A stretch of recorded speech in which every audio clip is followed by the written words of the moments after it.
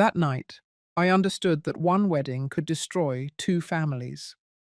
My name is Mary Johnson. I am 55 years old. I am a mother of three children. But this story is about Andrew, my oldest son. His wedding day should have been the happiest day of his life. It wasn't. I still remember the smell of fresh lilies in the church, the white lights hanging from the ceiling, the guests smiling. Andrew was waiting at the altar in that navy blue suit he loved so much. He was nervous, but happy. I was too, until the moment of the toast arrived. The bride's father, Mr. George Harrison, took the microphone. He was a large man with a deep voice and the owner of a construction company. Everyone knew him, everyone respected him, or so they thought. He raised his glass of champagne and said, "I want to toast my daughter, Sophia. She has always been stubborn since she was a little girl. And today, well, today she insisted on marrying this young man." There were nervous laughs. Then he added, looking directly at Andrew, "That boy is an idiot, but my daughter insisted on marrying him." The ballroom erupted in laughter, but I saw my son's face. He turned pale. His hands trembled. He looked down. I felt my legs stop holding me up. No one else seemed to notice. Everyone was laughing. Everyone was toasting, as if humiliating a man at his own wedding was funny. I clenched my napkin in my hands, took a deep breath, and in that moment I knew something. This man was not going to get away with it, because I knew things he thought no one knew. And that night I was going to reveal everything. But before I tell you what I did, let me tell you how I got there. Because this story didn't start at that wedding. It started months earlier, when something inside me said, "Mary, investigate that man." And I did. What I discovered destroyed his entire family. When Andrew told me he had met a girl, I was happy. It was January. It was cold. We were in the kitchen of my house, drinking coffee, like every afternoon. "Mum, her name is Sophia," he told me, with that shy smile he always had since he was a child. "She's different, smart. She makes me laugh." I watched him. Andrew was 28 years old. He worked as a civil engineer for a small but honest firm. He was my oldest son, the most serious, the most responsible. He had never spoken to me about any girl like that. "And what does she do?" I asked, stirring my coffee. "She's studying architecture. She's about to finish her degree. Her dad owns a big construction company, Harrison and Associates." That's when something inside me stirred. Harrison. That last name sounded familiar, but I didn't know where from. "Have you gotten to know her well yet?" I asked him. "Yes, Mum. We've been dating for 3 months. I want you to meet her. Can I bring her over for dinner on Sunday?"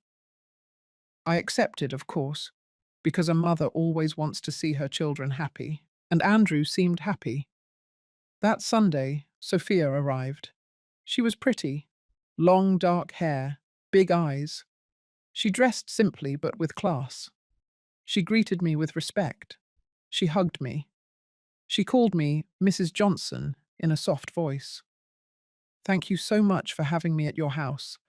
I made a turkey chili with rice. It's my specialty." Andrew was nervous, but Sophia helped set the table. We talked. She told me about her career, about her dreams. She wanted to design sustainable homes, houses for families. I liked her, but when she mentioned her father, something changed in her voice. "My dad is demanding," she said, moving the food on her plate. "He has always wanted me to be perfect, to have the best grades, to marry someone on his level." "And what does he think of Andrew?" I asked, pouring her more water. Sophia looked down. I haven't told him we're dating yet. Andrew looked at her, surprised. Sophia, it's just, she sighed. My dad is complicated. He always says that men have to prove their worth, that he doesn't trust anyone who doesn't come from a family with money. I felt a knot in my stomach. Andrew comes from an honest family, I said firmly. Hard-working, with values. That's worth more than any money. Sophia looked at me with teary eyes. I know, Mrs. Johnson, that's why I love him. Andrew took her hand. I smiled. But inwardly something worried me. That man, Mr. George Harrison, sounded like someone difficult, someone who judged people by their bank account. And I knew that kind of man. I had seen them all my life. They always hide something. Months passed. Andrew and Sophia became an official couple. He was in love, radiant. He came home singing. He talked about her all the time. Mom, Sophia understands me. She respects me. She doesn't care that I don't have a new car or that I live in a rented apartment. She says the important thing is to build together. I nodded, but I kept thinking about that father. One day, Andrew came home more serious. Mum, I have to tell you something. We sat in the living room. It was raining outside. The sound of the water against the window calmed me. I'm going to propose to Sophia. I felt a mixture of joy and fear. Have you met her family yet? Yes, I went to their house for dinner 2 weeks ago. And how did it go? Andrew hesitated. The dad, Mr. Harrison, is weird, Mom. He asked me a lot of questions about my job, my salary, my plans. He asked me how much I made a month, how much I had saved, if I had any property. And what did you tell him? The truth, that I make just enough, that I'm saving, that I don't own a house, but that I work hard. And what did he say? Andrew clenched his fists. He said, Well, son, I hope you know that my daughter is used to a certain level of life. Not just anyone can support her. I felt anger, but I held it in. And what did Sophia say? She got angry with him. She told him I was a good man. That's all that mattered. Mr. Harrison just laughed and said, We'll see. I couldn't sleep that night. Something about that man bothered me deeply. It wasn't just his arrogance. It was something else, something I couldn't see yet. But I was going to find out. Andrew proposed to Sophia in April. She said yes. They cried together. He called me on the phone, excited. Mom, she said yes. We're getting married. I was happy. Really? But that same night, alone in my room, I looked out the window and thought, that man is going to try to ruin this. I know it. And I was right. 2 weeks later, Sophia came to see me. She was crying. Mrs. Johnson, my dad says he doesn't want me to marry Andrew. I sat down with her. I served her chamomile tea. I took her hands. Why? He says Andrew has no future, that he's a mediocre man, that he's going to make me unhappy, that I'll regret it. And what do you think? I love Andrew, but my dad is very stubborn, and my mum always does what he says. I'm afraid that they'll separate us. I squeezed her hands. Sophia, listen to me carefully.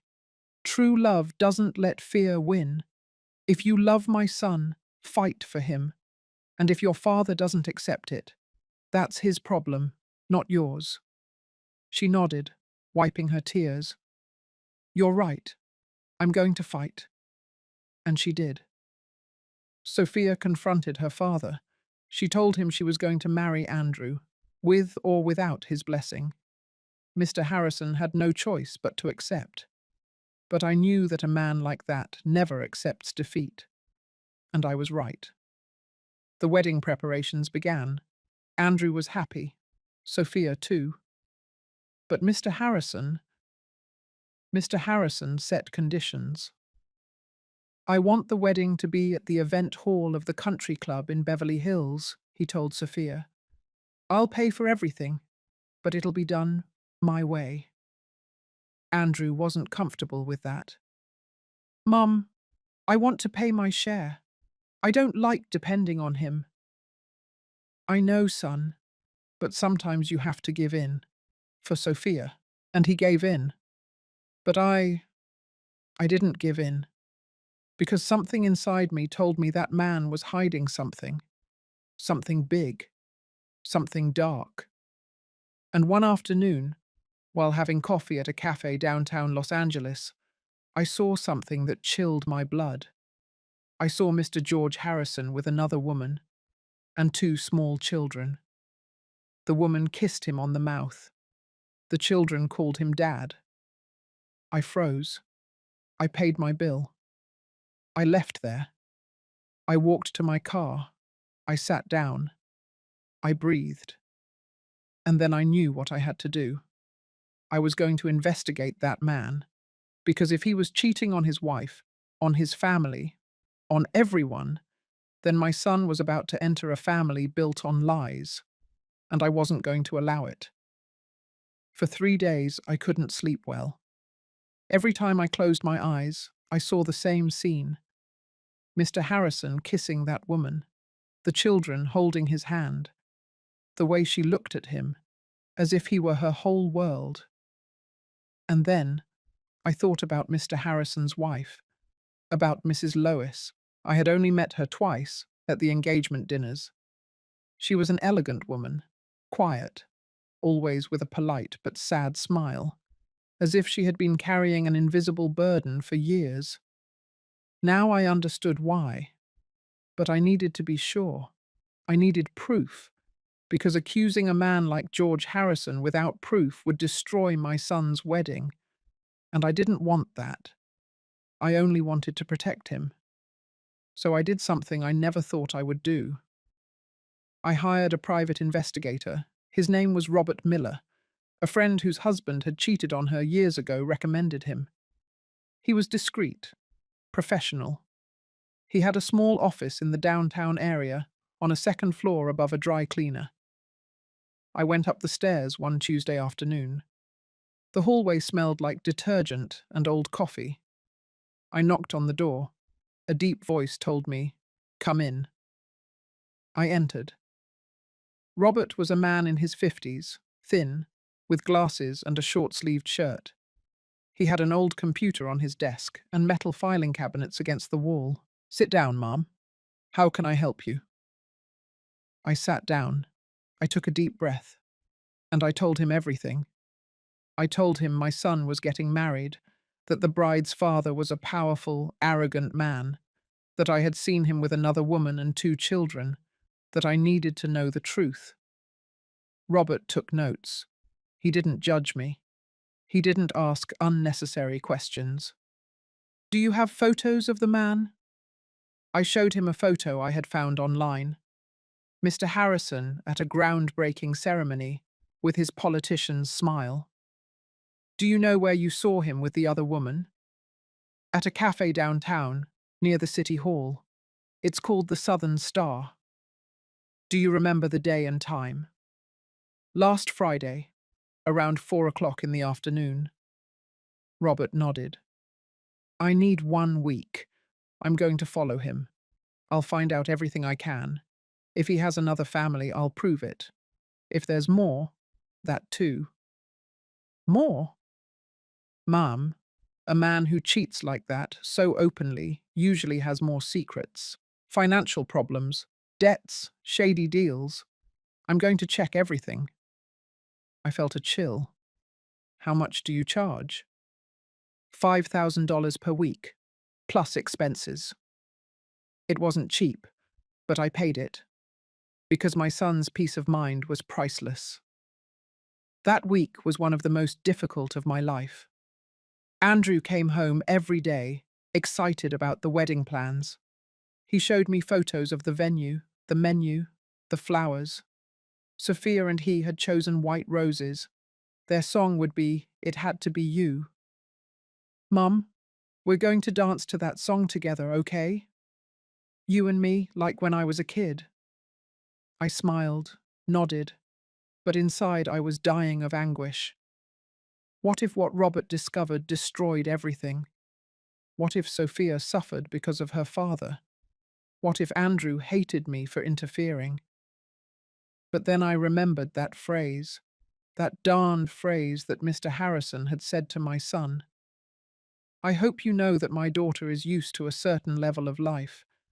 Not just anyone can support her." And my anguish turned into rage. That man had humiliated Andrew from the beginning. He had treated him as if he were less, as if he didn't deserve Sophia.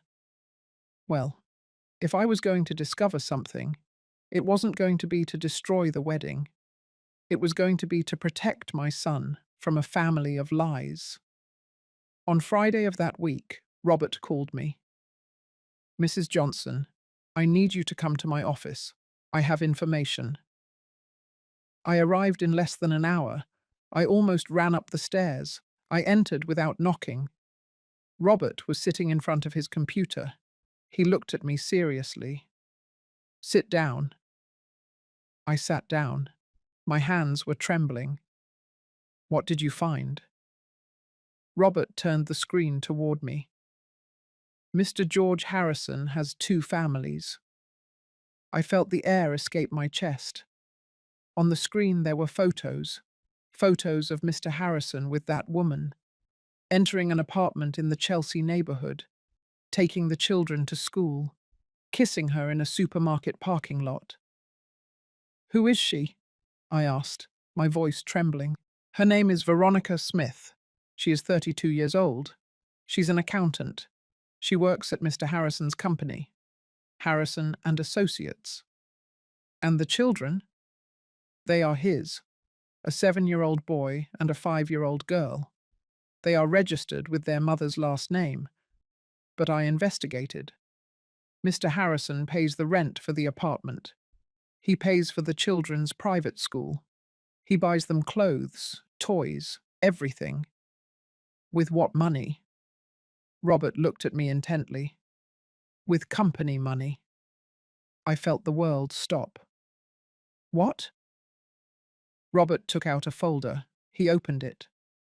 Inside there were documents, bank statements, bank transfers. "Mr. Harrison has been diverting money from the company for years. He makes transfers to personal accounts. He uses corporate credit cards for personal expenses. He pays for trips, hotels, expensive restaurants, all with money from Harrison and Associates." "And the company?" Robert sighed. "It's in serious trouble. It has debts with suppliers, labor lawsuits, 3 unfinished projects, and there are 2 criminal lawsuits against him for fraud." I put my hands to my face. "My Gott!" "That's not all," Robert said. "What else?" "Mr. Harrison has personal debts, 2 maxed-out credit cards, a bank loan for more than $2 million, and he owes taxes to the IRS from 3 years ago." "How much does he owe in total?" Robert checked his notes. "Approximately $12 million." My breath caught. $12 million? "Yes, and according to my sources, the company is about to go bankrupt. It has 6 months, maybe a year. After that, total bankruptcy." I remained silent, looking at those documents, those photos, that dark truth. Mr. George Harrison was not the successful man everyone believed. He was a liar, a thief, a fraud, and my son was about to marry his daughter. Robert gave me copies of everything: photos, documents, transfer receipts, expense records. Everything was there. "What are you going to do with this?" he asked me. "I don't know," I replied, my voice broken. "I need to think." "Ma'am, I'll tell you something. You hired me to find the truth, And the truth is ugly. But now that you have it, you have to decide what to do with it. I know. If you tell your son before the wedding, maybe he'll call everything off. And maybe that's best. But it could also destroy his relationship with Sophia. I know. If you don't say anything, your son will enter a corrupt family. And when everything explodes, because it will explode, he'll be caught in the middle. I closed my eyes. What if I tell Mr. Harrison? Robert shook his head. A man like that won't accept being discovered. He'll deny everything. He'll threaten you. He'll try to destroy you. So what do I do? Robert leaned back in his chair. Wait. Watch. And when the right time comes, act. I left that office with a folder full of secrets. I walked aimlessly through the downtown streets. The sun was hiding behind the buildings. The lights of the food stands were turning on. People walked quickly, in a hurry to get home. I walked slowly, carrying a heavy burden. I thought about Andrew, about his smile, about his excitement. I thought about Sophia, about her innocence. She wasn't to blame for having a father like that. I thought about Mrs. Lois, about her silent sadness. Maybe she knew. Maybe she had been silent for years. And I thought about Mr. Harrison, about his arrogance, his hypocrisy, his cruelty. And I decided something. I wasn't going to say anything before the wedding. I was going to wait. I was going to watch. And if Mr. Harrison dared to humiliate my son again, then I was going to destroy him, with the truth. I arrived home when it was already dark. I put the folder in the back of my closet, under some old blankets. I sat on the bed. I looked out the window. The city lights blinked like distant stars, and I took a deep breath, because I knew that what was coming was going to change everything. The following weeks were a silent torture. Every time I saw Andrew, I smiled. Every time Sophia came to visit me, I hugged her. Every time someone mentioned the wedding, I nodded enthusiastically. But inside, I carried that secret like a stone in my chest. I slept poorly. I ate little. I got up in the early hours of the morning and sat in the kitchen, looking at that folder I had hidden in my closet. Sometimes I took it out. I reviewed the photos, the documents, the bank transfers. Everything was there. Every lie, every betrayal. And I wondered, why don't I say anything? But the answer was always the same. Because if I did it now, Andrew would hate me. He would think I was sabotaging his happiness. And Sophia would be devastated. No, I had to wait for the right moment, and that moment would come. One Saturday morning, Sophia called me. Mrs. Johnson, can we meet? I need to talk to you. Of course, dear. What's wrong? It's about my dad. I prefer to tell you in person. We agreed to meet at a cafe near my house. I arrived before her. I ordered an Americano. I sat by the window. When Sophia arrived, her eyes were red. She had been crying. She sat across from me. She took a deep breath. And she said, "My dad wants to control everything about the wedding." What do you mean? He wants to choose the guest list. He wants only important people to go. He says he doesn't want common people at his event. I felt the anger rise in my throat. Common people? Sophia nodded, wiping her tears with a napkin. I told him I wanted to invite Andrew's cousins, his aunts and uncles, his friends from college, and my dad said, "No, Sophia, this wedding is a social event, not a block party."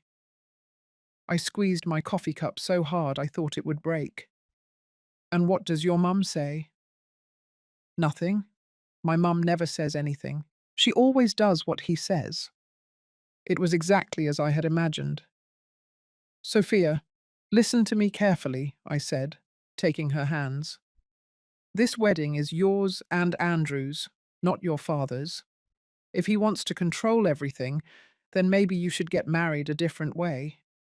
She shook her head. I can't. My dad threatened not to pay for anything if I don't do things his way. And Andrew and I don't have the money to have a wedding like that. It would take us years to save up. Then do it small, with the people you truly love, with dignity. Sophia looked at me with those sad eyes, so much like her mother's. Mrs. Johnson, I just want my dad to be proud of me. Just once. But no matter what I do, it's never enough for him. My heart broke, because I understood something. Sophia wasn't just trapped by money. She was trapped by the love she never received from her father, and that was worse than any debt. That afternoon, when I returned home, I took out the folder again. I looked at the photos of Mr. Harrison with that other woman, with those children Sophia didn't even know existed. And I thought, that man doesn't deserve his daughter's love. But I still couldn't tell her yet, because destroying the image Sophia had of her father before the wedding would be cruel. She needed strength to get married. She needed excitement. There would be time for the truth. 2 weeks before the wedding, there was a rehearsal dinner at the Harrisons' house. Andrew invited me. I didn't want to go, but he insisted. Mum, please, I want you to get to know Sophia's family better. Mr. Harrison said he wants to talk to you. That made me nervous, but I accepted. The Harrison house was in the Greenwich, Connecticut area. It was huge, 3 stories, a garden with a fountain, a 4-car garage. When I arrived, an employee opened the door for me. Good evening, ma'am. Please come in. I went in. The floor was marble. The walls had huge paintings. Everything smelled like money. But I knew the truth. All of that was built on lies. Mrs. Lois greeted me in the living room. She was an elegant woman, about 55, with perfectly styled hair and a beige dress. Mrs. Johnson, how nice to see you. Please come in. She greeted me with a kiss on the cheek. Her perfume was expensive, but her gaze was empty. Thank you for the invitation, I said. It's a pleasure.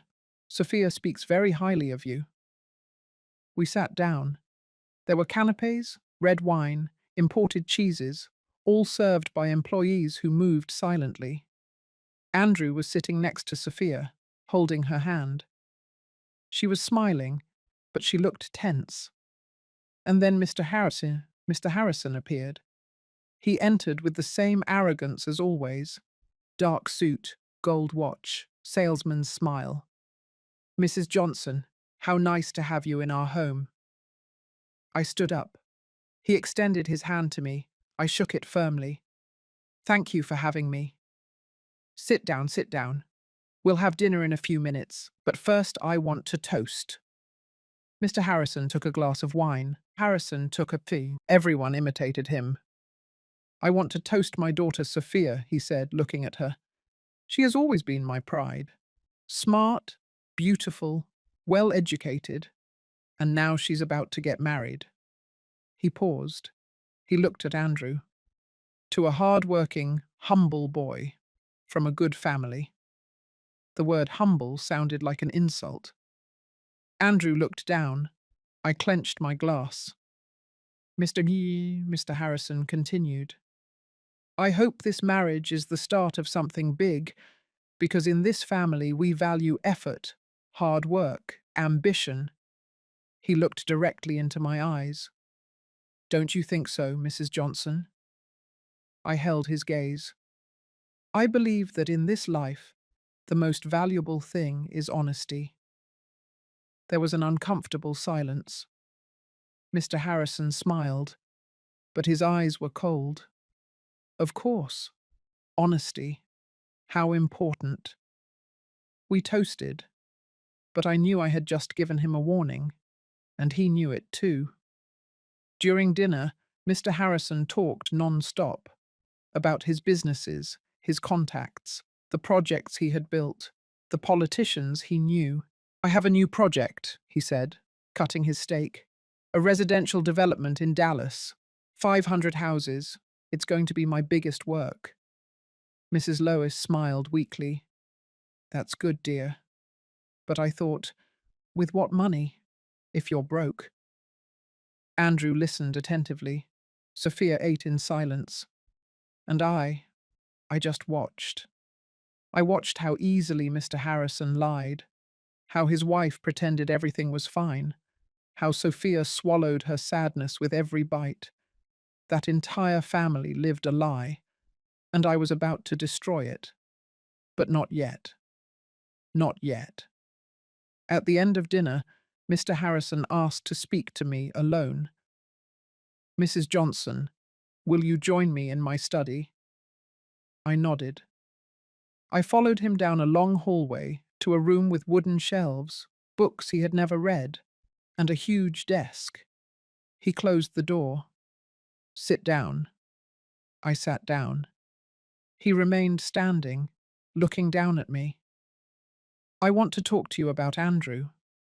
I'm listening. He's a good boy, hard-working, respectful. But he paused. He has no future. I felt my blood boil. Excuse me? He has no future, he repeated. He earns little. He has no property. He has no great ambitions. And my daughter deserves more. I stood up. My son has something you will never understand. He has values. He has dignity. He has true love. Mr. Harrison laughed. Love doesn't pay the bills. No, but honesty brings peace. He approached me. His voice turned cold. Look, I'm going to be clear. I paid for this wedding. I pay for everything. And when they get married, Sophia is going to keep depending on me. Because your son can't support her. So you better understand who's in charge here. I looked at him intently. I understand perfectly who thinks they are in charge. I left that study without saying anything else. I went down the stairs. Andrew saw me and approached. Mum, are you okay? Yes, son. Just tired. Let's go. We said goodbye. We got into the car. Andrew drove in silence. When we arrived at my house, he told me, Mum, I know Mr. Harrison is difficult, but I'm doing it for Sophia. She's worth it. I hugged him. I know, son. I know. But inside I was thinking, Mr. George Harrison, your time has come. You just have to wait for the wedding day. As I tell all this, I wonder where you are listening to me. Have you also met someone like that? Someone who uses money to control? Who humiliates in the name of success? Write the name of your city in the comments. I want to know where you are listening to me. The week before the wedding was chaos. Andrew barely slept. He had to finish a project at work and at the same time resolve the final details of the ceremony. I saw him exhausted, stressed, but happy.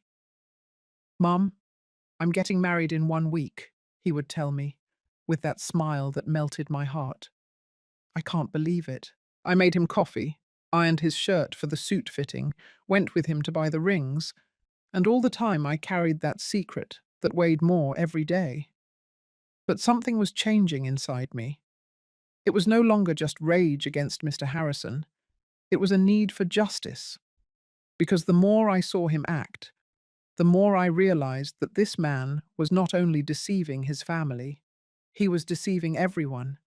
And the worst thing, he enjoyed in doing it. On Tuesday of that week, I received an unexpected call. It was Robert, the investigator. Mrs. Johnson, I need to see you. I found something else. What did you find? I prefer to tell you in person. Can you come to my office this afternoon? I went. I went up those same stairs I knew so well. The smell of detergent and old coffee was still there. Robert was waiting for me with another folder. "Sit down," he said to me in a serious voice. I sat down. My hands were trembling. "What's going on?" Robert opened the folder. He took out new documents. I investigated the finances of Harrison and Associates more thoroughly, and I found something serious. What? Mr. Harrison is not only diverting money for his other family, he is also involved in construction fraud. My breath caught. What kind of fraud? 2 years ago, he won a bid to build a housing complex in the suburbs of New York. 120 low-income housing units.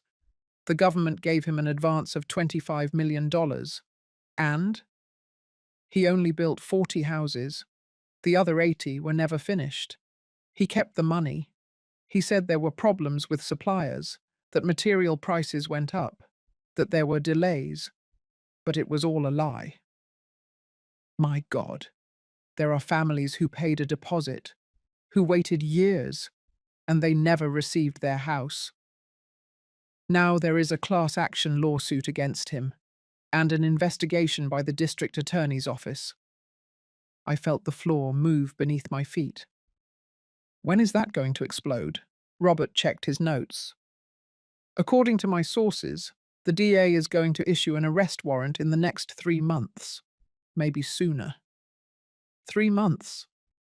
Yes, Mr. Harrison is living his last days of freedom. I remained silent. Robert continued. And there's more. The company is technically bankrupt. Employees haven't been paid their full salary for 2 months. There's seized machinery, 3 stalled projects, and the bank has already started a collection process for the loan I mentioned. And Mr. Harrison is still spending like nothing happened? Exactly. Last week he bought a new car, a BMW. He paid in cash, with cash. Where did he get that money? Robert looked at me intently. Probably from the company till, or some hidden account. This man is an expert at hiding money. I closed my eyes. And his wife? Does Mrs. Lois know anything about this? I don't know, but I doubt it. She comes from a traditional conservative family. If she knew her husband had another family, she probably would have divorced him already, or at least confronted him. But there are no signs of that, so she lives deceived, like many wives of men like that. I sighed. What else did you find? Robert took out more photos. He had been following Mr. Harrison all week. He goes to Veronica's apartment 3 times a week, Mondays, Wednesdays, and Fridays. He arrives around 7 o'clock at night. He stays until 11, sometimes longer. And his wife doesn't suspect? He tells her he has meetings, business dinners, client gatherings, and she believes him, or pretends to believe him. I looked at the photos. Mr. Harrison entering the building, kissing Veronica on the balcony, playing with the children in the park. And I felt something I hadn't felt in a long time. Disgust. I couldn't sleep that night. I stayed awake, sitting on my bed, looking out the window. Outside, the city slept. The lights of the buildings blinked. The silence was deep. And I thought. I thought about Andrew, about his excitement, about his love for Sophia. I thought about Sophia, about her innocence, about how desperately she sought the love of a father who didn't deserve it. I thought about Mrs. Lois, about her silence, about her sadness. I thought about those children, Mr. Harrison's secret children, who were growing up without a present father, who lived in the shadow. And I thought about all those families who lost their savings, who waited years for a house that never came, who trusted a man who robbed them. And I understood something. This was no longer just about protecting my son. It was about doing justice. Mr. George Harrison had built his life on lies. He had trampled on everyone in his path. He had used money, power, and arrogance to get away with it, and no one had stopped him. Until now. On Thursday afternoon, 2 days before the wedding, I went to visit a friend. Her name was Teresa. I had known her for 20 years. She was a lawyer. She worked in family law. We sat in her office. I told her everything. I showed her the folders, the documents, the photos. Teresa reviewed everything carefully. She didn't say anything for several minutes. Finally, she looked up. "Mary, this is explosive. I know. If you make this public, you're going to destroy that family. I know. Are you sure you want to do it?" I remained silent. Teresa continued. "Look, I understand you want to protect your son, but think about Sophia. She's not to blame for having a father like that. If you reveal this on the wedding day, you're going to ruin the most important day of her life." "And what if I don't say anything?" I replied. "What if I let Andrew enter that family of lies? What if Mr. Harrison continues to humiliate him? What if he uses him? What if he destroys his self-esteem?" Teresa sighed. "It's a difficult decision." "No, it's not anymore. Mr. Harrison challenged me. He told me he was in charge, that my son wasn't good enough, and he planned to humiliate him at his own wedding." "How do you know that?" "I know. I know him. Men like him can't help it.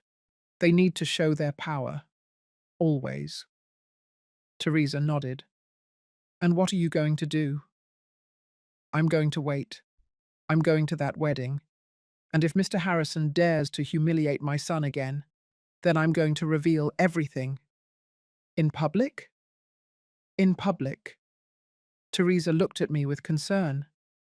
"Mary, that's going to be brutal." "I know. The consequences are going to be enormous." "I know. And are you willing to live with that?" I took a deep breath.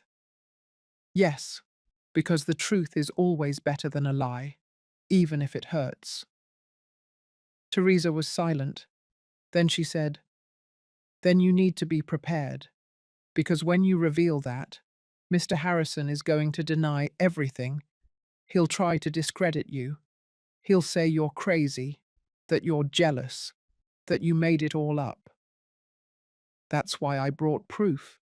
Proof helps, but it's not always enough. You need witnesses. You need someone else to confirm what you're saying." "Who?" Teresa thought for a moment. "Do you know anyone who works at Mr. Harrison's company?" I shook my head. "No." "Then you're going to have to trust that the evidence speaks for itself." I nodded. "It will." I left that office with absolute clarity. I knew what I had to do. I went to a print shop. I had copies made of all the documents, photos, bank statements, transfers, everything. I prepared 3 envelopes, one for Andrew, one for Sophia, one for Mrs. Lois. I put them in my purse, and I waited. On Friday night, the day before the wedding, Andrew came over for dinner at my house. He was nervous, but excited. "Mum, tomorrow's the day. I can't believe it's finally here." I served him chicken and mashed potatoes, his favorite since childhood. "Are you ready?" I asked him. "I think so." "Well, I'm nervous, but happy. Very happy." "And Sophia?" "She is too, although she's a little stressed. Her dad still wants to control everything." I felt a knot in my stomach. What did he do now? "Nothing serious. He just wants to give a long speech. He says he has important things to say." There it was. The confirmation I needed. Mr. Harrison was going to use that microphone to humiliate my son. I knew it, and I was going to be ready. That night, after Andrew left, I took out the 3 envelopes. I put them on the kitchen table. I looked at them for hours, and I asked myself, am I doing the right thing? But then I remembered everything. I remembered the families who lost their homes. I remembered those children who grew up without a father. I remembered Mrs. Lois living a lie. I remembered Sophia desperately seeking the love of a man incapable of giving it.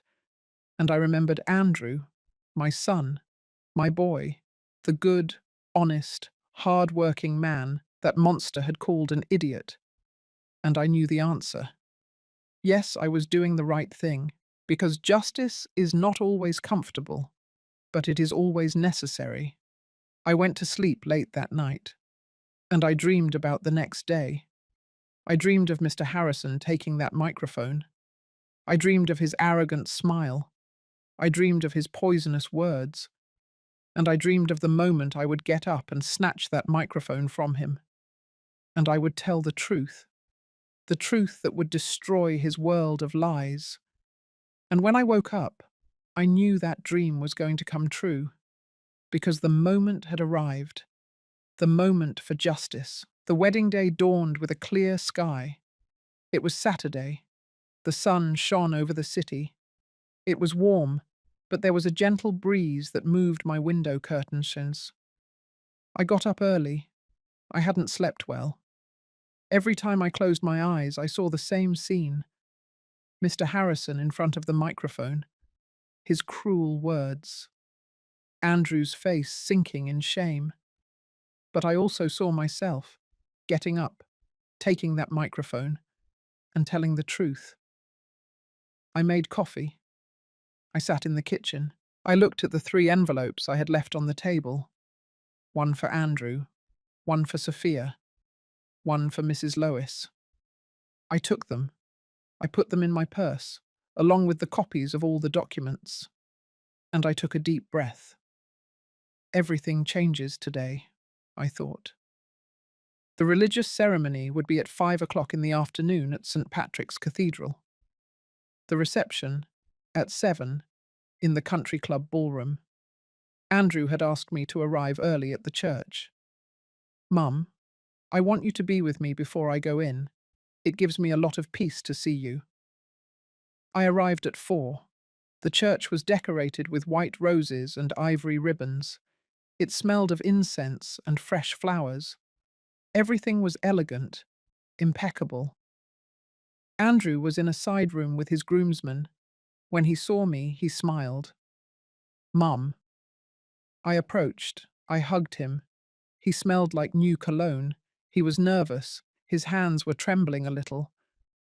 How are you feeling? I asked him. Nervous, happy, scared, all at the same time. I took his hands. Andrew, I want you to know something. No matter what happens today, I will always be on your side. Always. He looked at me strangely. No matter what happens? Mum, are you okay? I smiled. Yes, son. I just wanted to tell you. I hugged him again, and I felt my heart break, because I knew that after today, nothing would ever be the same. The ceremony was beautiful. Sophia entered arm in arm with Mr. Harrison. She wore a white dress, simple but elegant.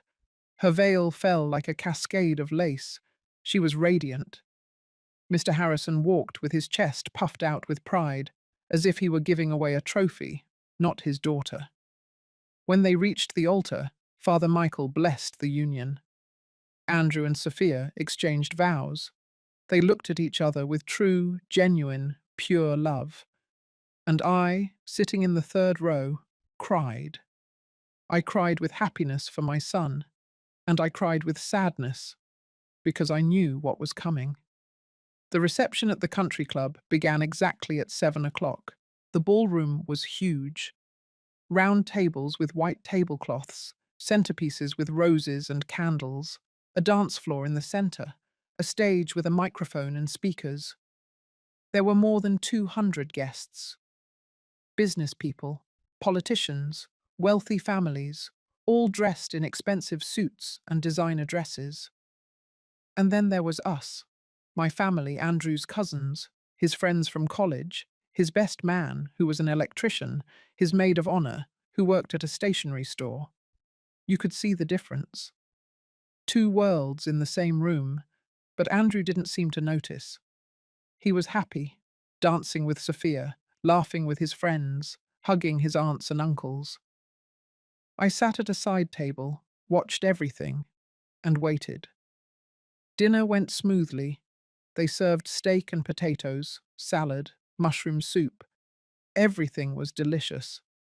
People ate, talked, laughed. And then the time for the toasts arrived. The MC took the microphone. Good evening, everyone. It is an honor to be here, celebrating the union of Andrew and Sophia.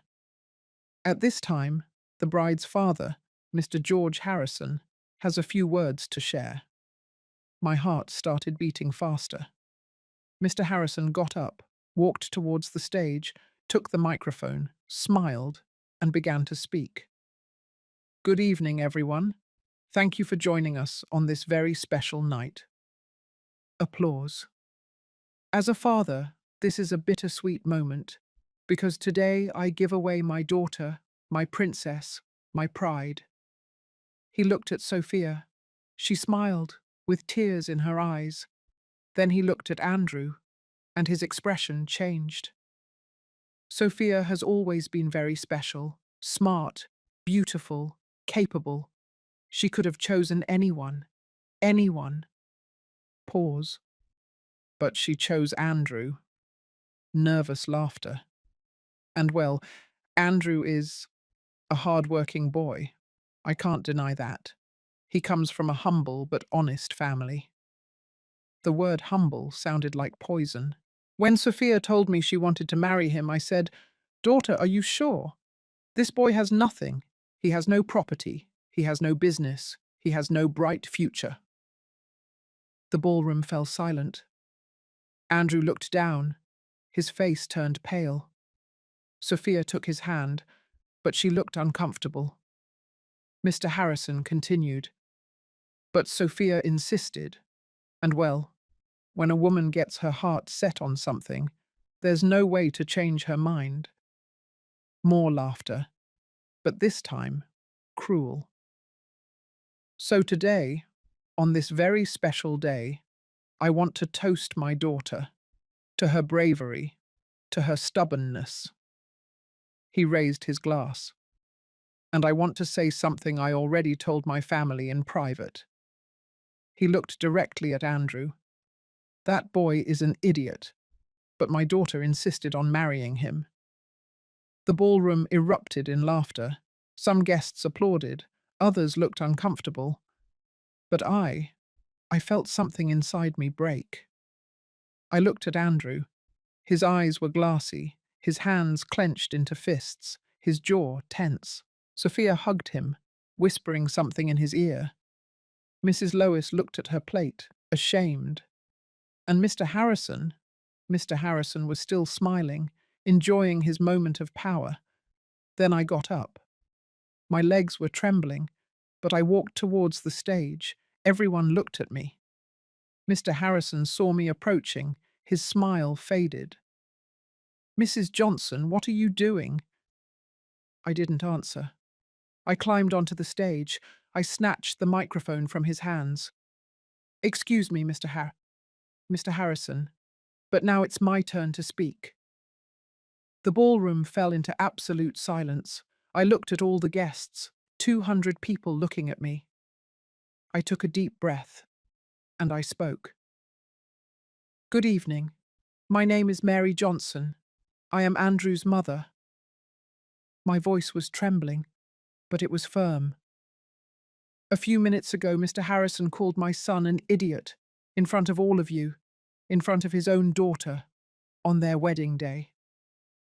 Silence. "And I want to say something. My son is not an idiot.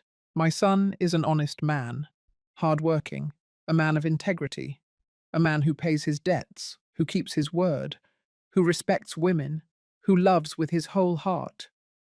I looked at Mr. Harrison. "But you, Mr. Harrison, you don't know what it is to be a real man." His face turned red. How dare you? I dare because I have proof. I took the documents out of my purse. I held them up high. Over the past few weeks, I have investigated your life, and I found things that everyone here should know. Mrs. Lois got up from her chair, pale. What are you saying? I looked at the guests.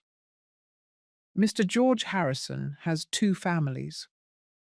Gasps, murmurs.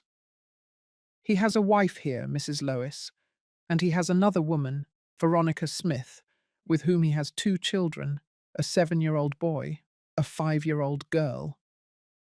Mrs. Lois put her hands to her mouth. Her eyes filled with tears. Mr. Harrison tried to snatch the microphone from me. That's a lie. She's crazy.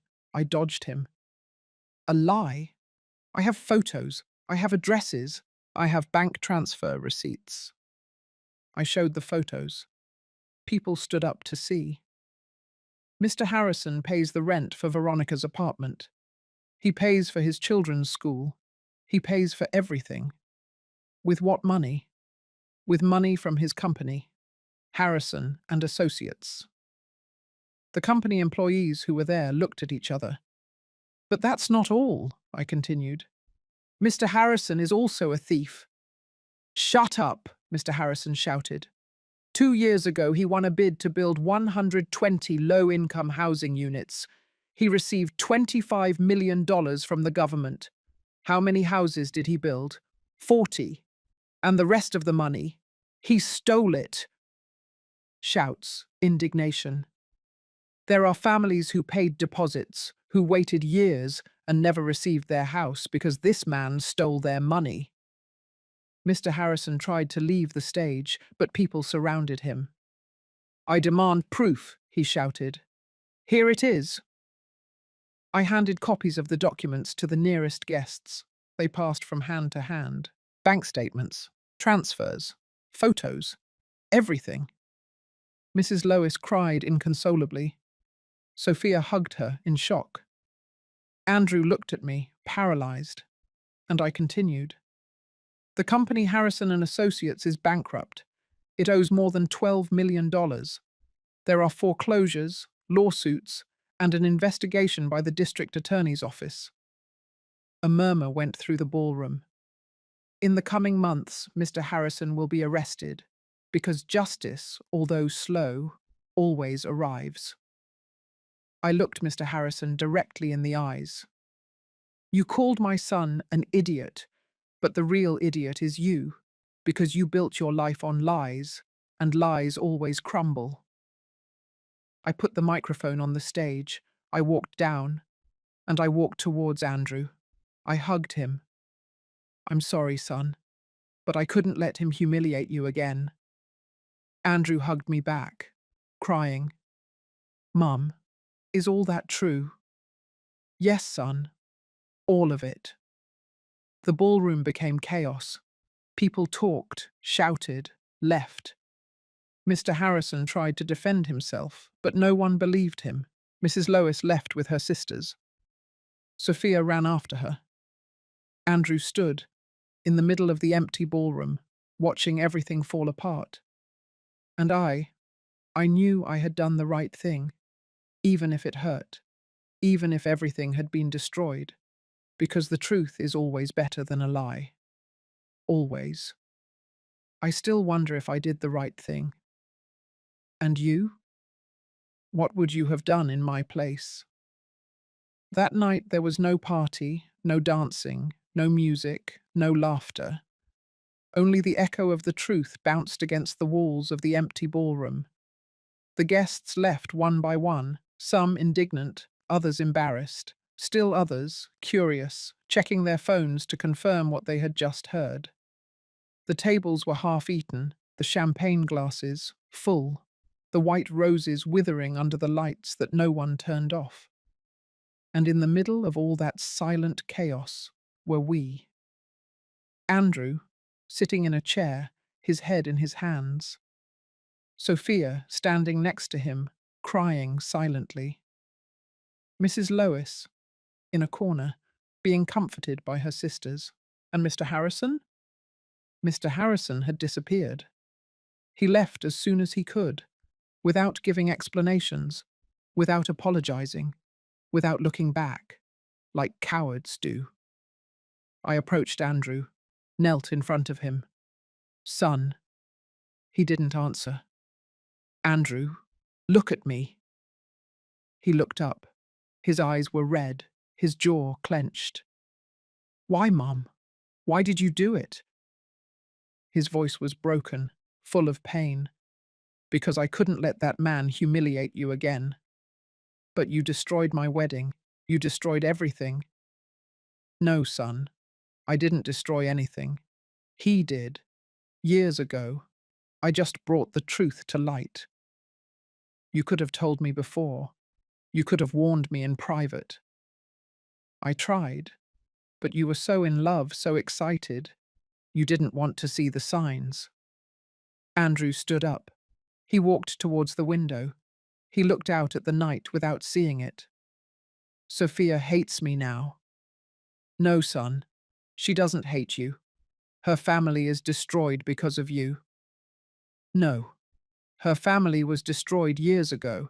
It's just that no one wanted to see it. Andrew turned to me. There was anger in his eyes. You had no right, Mum. You had no right to do that. Those words hurt me more than any blow. I had every right. I am your mother, and my job is to protect you, even if you don't understand it now. Protect me? You just embarrassed me in front of 200 people. No, Andrew. The one who embarrassed you was Mr. Harrison. I just defended your dignity. He was silent, breathing heavily. Then he said softly, I need to be alone. And he left the ballroom. I stood there, watching my son walk away, and I felt my heart break in two. Sophia approached me. Her makeup was smeared, her dress was wrinkled, her eyes were swollen from crying so much. Mrs. Johnson, I turned to her. Sophia, Is it true? She interrupted me. Is everything you said true?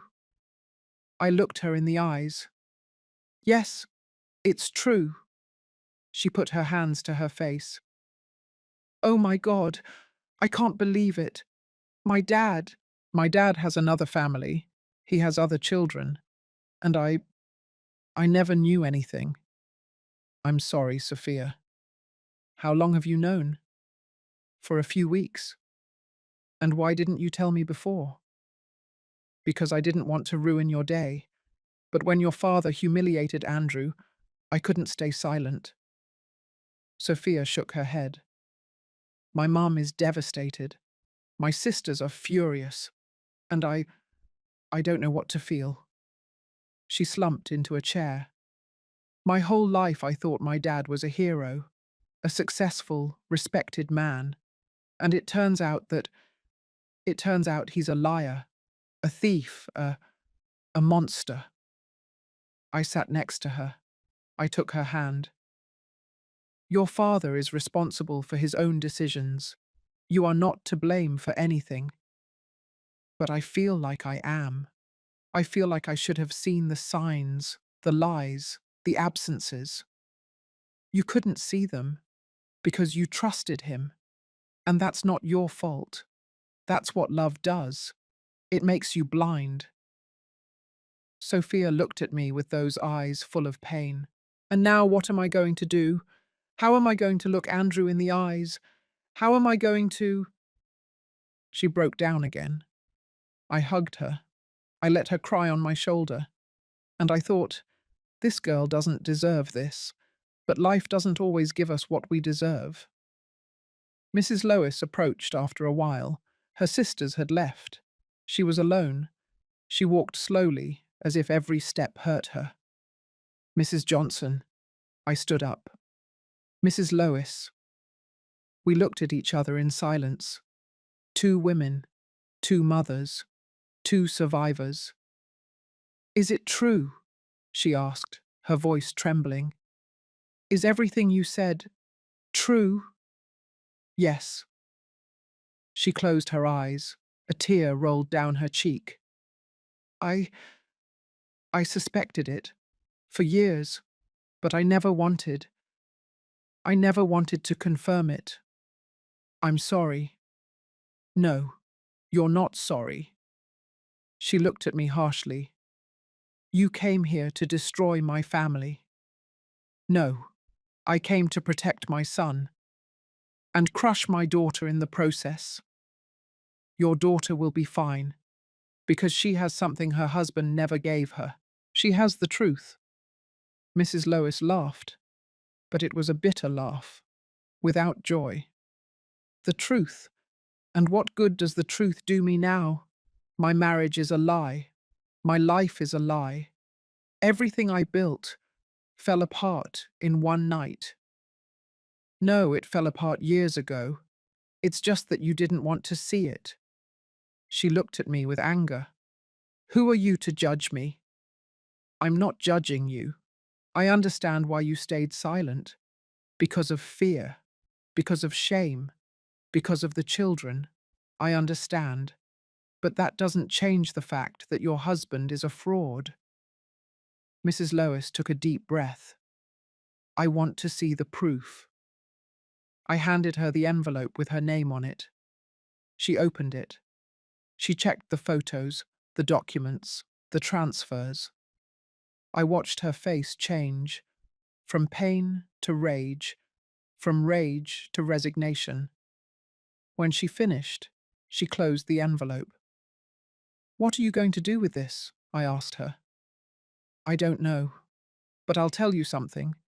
George Harrison is no longer my husband. I don't know if he ever was.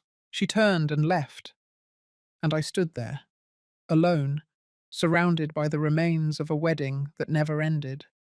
I left the ballroom at 11 o'clock at night. Outside, the air was fresh, the sky was clear, the stars shone. I walked towards my car. My legs were trembling, my hands too. I sat in the driver's seat. I closed the door. And finally, I allowed myself to cry. I cried for Andrew, for his pain, for his rage. I cried for Sophia, for her lost innocence. I cried for Mrs. Lois, for all those years of lies. And I cried for myself, because I knew I had done the right thing. But I also knew I had lost something in the process. I had lost my son's trust, and that hurt more than anything. I arrived home after midnight. I went in. I closed the door. I took off my shoes. The house was empty, silent, cold. I sat on the sofa. I looked at the ceiling, and I thought, was it worth it? I didn't know yet. Maybe I never would. But there was something I did know. The truth always has a price, and I had just paid it. On Sunday morning, Andrew didn't call me. Not on Monday nor Tuesday. A week passed, then two, and nothing. I tried calling him. He didn't answer. I sent him messages. He didn't reply. I went to his apartment. He didn't open the door. And I understood. My son didn't want to see me. Not yet. Maybe never. In those weeks, the scandal exploded. The newspapers published articles about Mr. George Harrison, about the fraud, about the unfinished housing, about the affected families. Some of those families contacted me. They thanked me for revealing the truth. They told me they had been waiting years for justice. The district attorney's office accelerated the investigation. 2 months later, Mr. Harrison was arrested. I saw him on the news, handcuffed, walking towards a police car, with his head down. He was no longer the arrogant man from the wedding day. He was just a broken man, defeated. And I didn't feel satisfaction. I only felt sadness because justice had arrived, but at a very high cost. Sophia called me one afternoon. Mrs. Johnson, can we talk? Of course, dear. We met at a cafe, the same one where we had talked weeks ago. She looked tired, thinner, but also stronger. I want to thank you, she told me. Thank me? Yes, for telling the truth, even though it hurt, even though it destroyed my world. You did what no one else had the courage to do. How is your mum? She filed for divorce. She moved in with my grandmother. She's processing everything, but I think she'll be fine. And you? I'm also processing. Discovering you have two siblings you never knew is strange, but I met Veronica and the children. Really? Yes, they're good kids. And Veronica, she didn't know my dad was married either. He told her he was divorced. I sighed. Your father deceived everyone. I know, and now he's paying for it. She was silent for a moment. Then she asked, How is Andrew? I don't know. He won't talk to me. I know. He won't talk to me either. We looked at each other. Two women who had lost the same man, for different reasons. Give him time, Sophia said. Andrew is a good man, and when the anger passes, he'll understand. I hope you're right. I am, because if there's one thing I learned from all this, it's that the truth, even if it hurts, always makes us stronger. I smiled, for the first time in weeks. You are very wise, Sophia. No, I just learned from the best. She took my hand. Thank you, Mrs. Johnson, for protecting Andrew, and for protecting me too, even if I didn't see it at the time. And there, in that cafe, with the sun coming through the window, I felt something I hadn't felt in a long time. Peace. Andrew finally called me 3 months later. Mom. Just hearing his voice made me cry. Son, can we meet? Sure, whenever you want. Tomorrow? At your house? Yes. He arrived at 6 o'clock in the afternoon, with Sophia. They came in holding hands. I opened the door. I looked at them. There was so much to say, so much to explain. But Andrew just hugged me and said, Forgive me, Mum, for everything I said to you, for how I treated you. You were right about everything. I cried on his shoulder. No, son, you forgive me for ruining your wedding. You didn't ruin anything. You saved my life, our lives. Sophia nodded. It's true, Mrs. Johnson. If you hadn't spoken up, I would have continued living a lie. And Andrew would have suffered years of humiliation. We sat in the living room. I made them coffee, like old times. And Andrew told me, Mum, I learned something.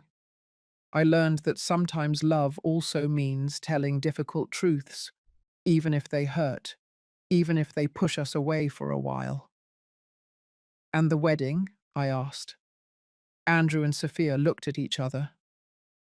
We're going to get married again, Sophia said. Small, just close family, true friends, without lies, without appearances. And without Mr. Harrison, Andrew added. I smiled. That sounds perfect.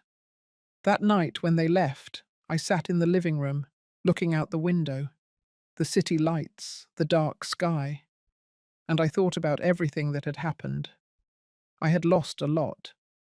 My son's trust for a while, the illusion of a perfect wedding, the peace of my conscience. But I had also gained something. I had gained the certainty that I had done the right thing, because defending those you love is not always easy, but it is always necessary. And the truth, even if it hurts, always sets us free. Always. The months that followed were for rebuilding. Not just for Andrew and Sophia, for me too, because I discovered something I didn't expect. That telling the truth doesn't make you a hero, it makes you an uncomfortable witness. Someone everyone respects, but few want to be close to. Some people called me brave, others called me a busybody, and others simply stopped talking to me. But I learned to live with that, because inner peace is worth more than external approval. Andrew and Sophia got married again 3 months later. It was a small ceremony, in an old chapel downtown. Only 30 people, close family, true friends. There was no reception hall, no gala dinner, no list of expensive gifts. After the ceremony, we went to eat at a family restaurant. We ate turkey chili, rice, beans, we drank lemonade. We laughed, we cried, we told stories. It was perfect, because it was real. When Andrew asked me to dance with him, he put on It Had to Be You, the same song he had chosen for the first wedding. Mum, he told me as we danced. Thank you. For what, son? For teaching me that true love is not built on appearances. It is built on truth, even if it hurts. I hugged him tightly. I will always protect you, Andrew. Always. I know, Mum, and forgive me for not understanding it sooner. There's nothing to forgive. We danced in silence, and I felt something inside me heal because my son had come back, and that was the only thing that mattered. Sophia also looked for me that day. Mrs. Johnson, can I talk to you? We went out to the restaurant garden. There were lilacs blooming. The air smelled like wet earth and purple flowers. What's wrong, dear? I want to tell you something. About my dad. What happened? Sophia took a deep breath. I went to visit him in jail. I was surprised. You went? Yes, 2 weeks ago. And how was it? Horrible, but necessary. She sat on a bench. I sat next to her. When I entered the visiting room, I barely recognized him. He was thin, gaunt, with the orange inmate uniform. He no longer looked like the powerful man everyone knew. What did he tell you? At first, nothing. He just looked at me, as if he couldn't believe I was there. Sophia wiped a tear. Then he said, Sophia, forgive me. Forgive me for everything. And what did you tell him? I told him the truth. I said, Dad, I don't know if I can forgive you. You lied to me my whole life. You lied to Mum. You lied to Veronica, to those children, to the families who trusted you. You destroyed lives, including your own. How did he react? He cried. For the first time in my life, I saw my dad cry. He told me I was right, that he had been a coward, that he had built his life on lies because he was afraid of not being enough. Sophia looked at me. He told me he was always afraid that people would discover who he really was. A poor boy from a small town who pretended to be rich his whole life, that he bought things he couldn't afford to impress people he didn't care about. I felt a pang of sadness. And what did you feel? I felt pity, because I understood that my dad wasn't a monster. He was a broken man who made terrible decisions, and now he's paying for them. Did you forgive him? Sophia shook her head. Not yet, but someday I will. Because holding a grudge only hurts me, not him. I smiled. You are very wise, Sophia. I learned from you. You taught me that the truth, even if it hurts, always sets us free. She took my hand. Thank you, Mrs. Johnson, for not staying silent, for defending Andrew, and for defending me too, even though I didn't ask for it. I hugged her. I will always be here for you two. That night, When I returned home, I sat in the kitchen with a cup of chamomile tea. I looked out the window. The moon was full. It illuminated the empty streets. And I thought about everything that had happened. I thought about Mr. Harrison, about how he had built an empire of lies that crumbled in one night. I thought about Mrs. Lois, about how she had found the courage to divorce and start over at 55. I thought about Sophia, about how she had transformed her pain into wisdom. And I thought about Andrew, about how he had learned that true love doesn't need luxuries, it only needs truth. And then I understood something. Justice doesn't always come quickly, but it always comes. A few weeks later, I received a letter. It came from the district attorney's office. They asked me to testify as a witness in the case against Mr. George Harrison. I accepted. I went to the courthouse one Tuesday morning. It was an old building, with long hallways and grey walls. It smelled of old paper and reheated coffee. I sat in the waiting room. There were other people there. Some were families who had lost their savings because of Mr. Harrison. Others were company employees who hadn't been paid in months. An older woman approached me. "Are you Mary Johnson?" "Yes, I'm Martha Miller. My husband and I paid a deposit for a house 3 years ago. We never received it. We lost all our savings." I stood up. I hugged her. "I'm so sorry." "No, thank you. That man is paying for what he did. Thank you for having the courage to speak up." Other people approached. They thanked me. They told me their stories. And I understood that what I had done had not only protected my son, it had given a voice to all those people who had been silenced. When it was my turn to testify, I entered the room.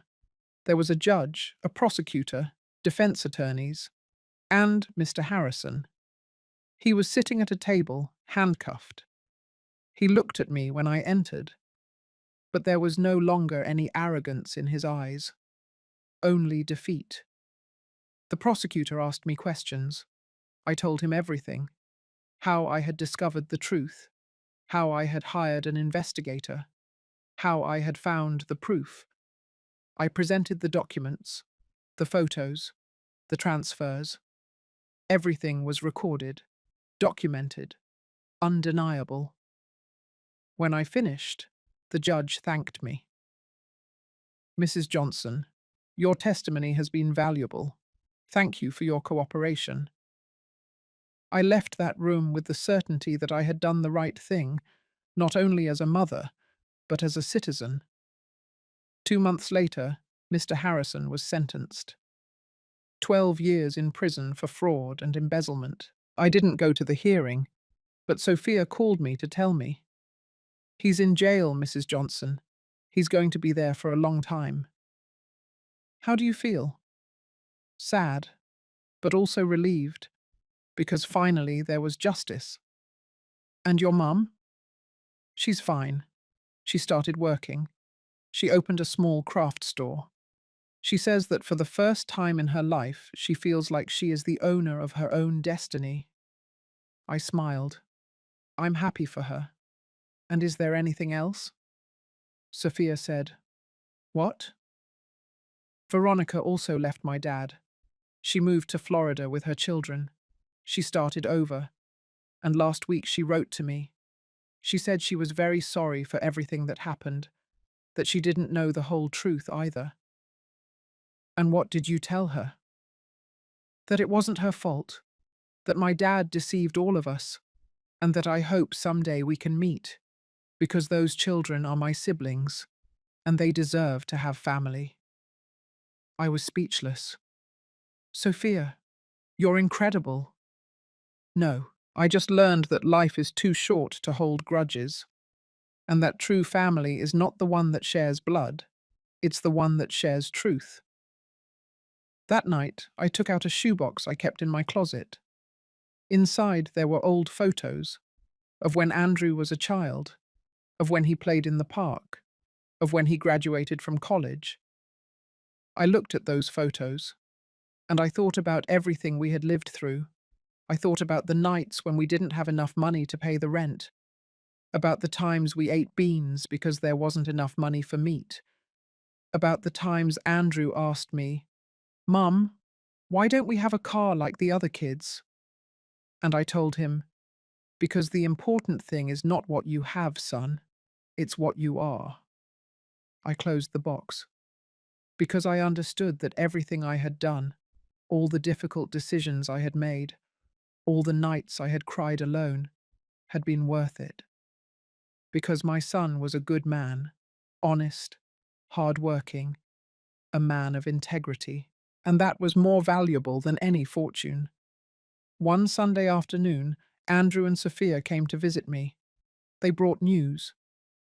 "Mum, we have something to tell you," Andrew said, with a huge smile. "What is it?" Sophia touched her belly. "I'm going to be a grandma," I said with tears in my eyes. "Yes?" Andrew shouted, hugging me. "You're going to be a grandma?" I cried with happiness, because after so much darkness, finally there was light. After so much pain, finally there was hope. And after so much truth, finally there was peace. That night, before sleeping, I wrote something in my diary, something I wanted to always remember. Today I learned that life doesn't always give us what we deserve. But if we are brave, if we defend the truth, if we protect those we love, life gives us something better. It gives us inner peace. And that, in the end, is the only thing that matters. I closed the diary, I turned off the light, and I slept peacefully, for the first time in months. Months passed. Sophia's belly grew. Andrew was excited. He painted the baby's room blue. He bought a crib. He read books about fatherhood. And I knitted baby clothes. I prepared blankets. I imagined what it would be like to have a grandchild. One day, Sophia called me. "Mrs. Johnson, I want to ask you something. Tell me, dear, when the baby is born, could you be at the birth? Since my mum will also be there, I thought it would be nice for both grandmas to be together." My eyes filled with tears. It would be an honor. The baby was born in March. A boy. Healthy. Beautiful. With Andrew's eyes and Sophia's nose. When I held him in my arms for the first time, I felt the world stop. He was so small, so fragile, so perfect. "What will his name be?" I asked. Andrew and Sophia looked at each other. "His name will be Michael," Andrew said. "Michael Johnson." "Why Michael?" "Because of Father Michael, the one who married us. He told us something that day that we never forgot." "What did he tell you?" Sophia replied. "He told us, truth is the foundation of all true love. Without truth there is no trust, and without trust there is no love." Andrew continued, "And we thought that was a good name for our son, because we want him to grow up knowing that the truth is always the most important thing." I hugged my grandson. "Welcome to the world, Michael. You are going to grow up in a family that loves you, that protects you, and that will always tell you the truth." Mrs. Lois was there too. She approached. She smiled at me. "Thank you, Mary." "For what?" "For saving me. For taking my family out of that lie. I didn't have the courage, but you did." I took her hand. "We all have our moment. Yours came when you decided to divorce. Mine came when I decided to speak up." We hugged. Two women, two survivors, two grandmothers. That night when I returned home, I sat in the living room. I looked at a photo Andrew had given me. It was of the four of us, of him, Sophia, baby Michael, and me, all smiling. and I thought about all the path we had travelled, from that terrible night at the country club to this moment of peace, and I understood something profound. Justice is not revenge. Justice is restoration. It is giving people what they deserve, not out of malice, but out of balance. Mr. Harrison deserved to pay for his lies.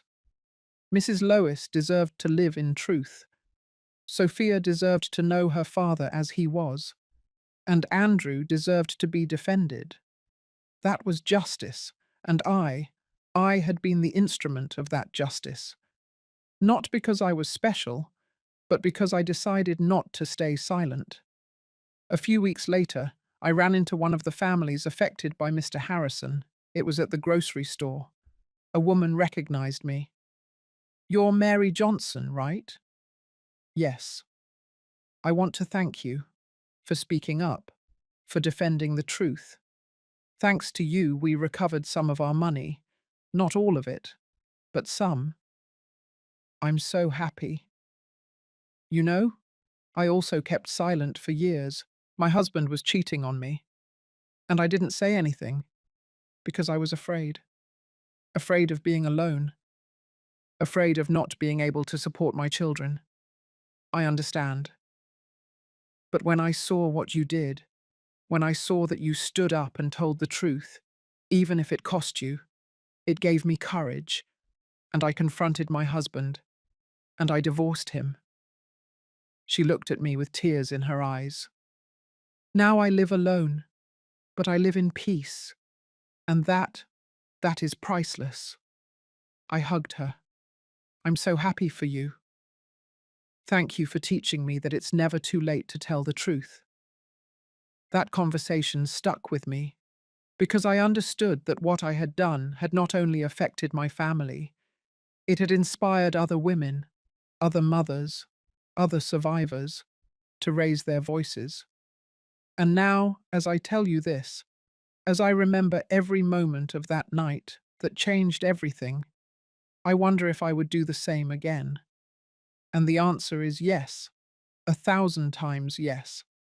Because defending those you love is not optional, it is a duty. It is, and the truth, even if it hurts, is always better than a lie. 2 years passed since that night. 2 years since I took that microphone and told the truth. 2 years since Mr. George Harrison's world collapsed. And in those 2 years, I saw how life itself took care of doing justice, because I learned something. Karma is not revenge, it is balance. It is life giving back to each person what they sowed. And Mr. Harrison harvested exactly what he planted. One Saturday afternoon, while watching Michael at the park, I received a call from Sophia. "Mrs. Johnson, can you come over to my house? I need to talk to you." "Did something happen?" "Yes, but I prefer to tell you in person." I arrived at her house an hour later. Andrew was working. Sophia opened the door for me. She looked tired but calm. "What happened, dear?" We sat in the living room. She made lemon tea. "My dad sent me a letter from jail." "What did he tell you?" Sophia took the envelope out of her purse. It was a handwritten letter. The handwriting was shaky, as if he had written it with difficulty. "Can I read it to you?" "Of course." Sophia unfolded the letter, and she read, "Dear Sophia, I don't know if you'll read this. I don't know if you'll forgive me someday, but I need to write to you. I've been in this cell for 2 years. 2 years with a lot of time to think, to remember, to regret. There are no luxuries here, no power, no admiration, only silence. And in that silence, I was finally able to hear my own conscience. I was a bad husband, a bad father, a bad man. I lied to your mother for 30 years. I took her youth, her trust, her peace. I lied to you, my daughters. I made you believe that money was the most important thing, that success was measured in cars and big houses. and I lied to Veronica and my other children.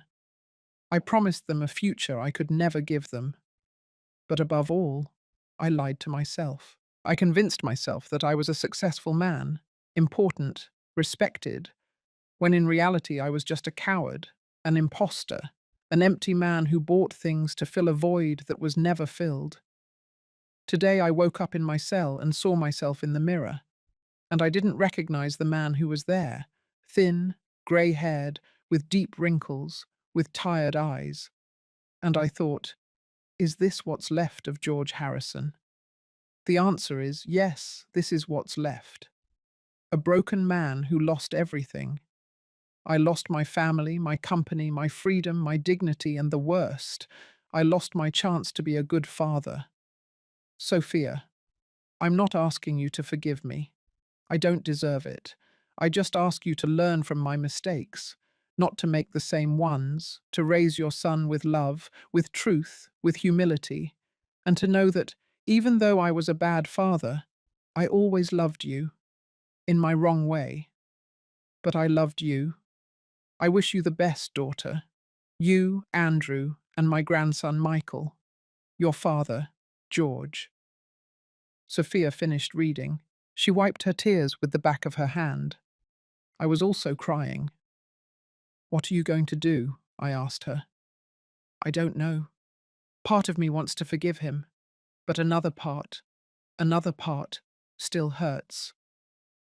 Forgiveness is not something that happens overnight.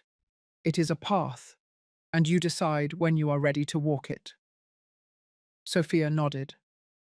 What I do know is that I no longer hold a grudge against him, because a grudge only poisons me, not him. I hugged her. You are very strong, Sophia.